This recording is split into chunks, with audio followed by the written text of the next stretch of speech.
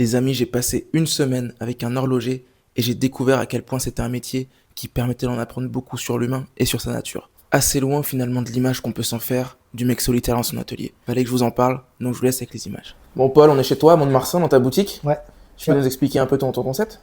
Alors moi, la boutique, elle s'appelle Horlogerie Fine et c'est clairement une boutique indépendante de réparation de montres où je suis vraiment spécialisé dans le vintage. Est-ce que tu peux nous raconter une anecdote, ton anecdote la plus folle sur une montre qu'on t'a amenée, que t'as révisée, que t'as réparée? Alors c'est pas la montre la plus folle que j'ai eue entre les mains, mais c'est une histoire assez émouvante. C'est un monsieur que j'avais connu parce que c'était mon PDG dans une société où j'avais travaillé, où j'étais un simple vendeur. J'ai gardé contact avec lui. Et ce monsieur, un jour, a vu que j'étais devenu horloger et m'a dit, écoute, moi, mon grand-père était horloger.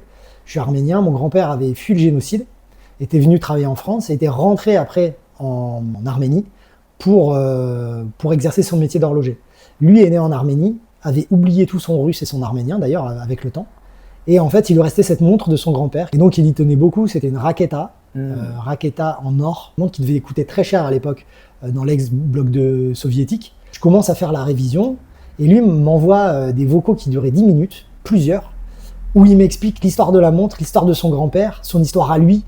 Et en fait, quand j'ai révisé cette montre, je me suis retrouvé dans cette histoire d'exode, de retour. Est-ce que tu dirais que c'est un des aspects les plus intéressants de ton métier, c'est que finalement, tu en apprends beaucoup sur les gens et sur l'histoire en général au travers des montres, quoi. Alors énormément. Et c'est pour ça que au départ, quand j'ai quitté la boutique de Bordeaux, j'avais une boutique à Bordeaux, j'ai quitté pour pouvoir travailler juste chez moi et travailler avec les professionnels. Et en fait, ce contact avec le client, ce contact avec l'histoire de la montre qu'on m'amène, il m'a manqué parce que j'arrivais pas à réparer les montres d'une assez bonne manière.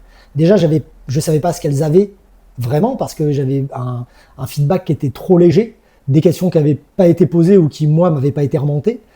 Et donc déjà, pour retrouver les pannes, pour savoir comment les gens les ont utilisées, puis ensuite, après, faire de la pédagogie, pour dire aux gens, voilà, cette montre, elle a 70 ans, vous prenez pas l'autoroute avec la deux Dush. Ouais. Ça, on peut pas faire ça. En revanche, vous pouvez faire la petite sortie du dimanche avec, il n'y a pas de problème.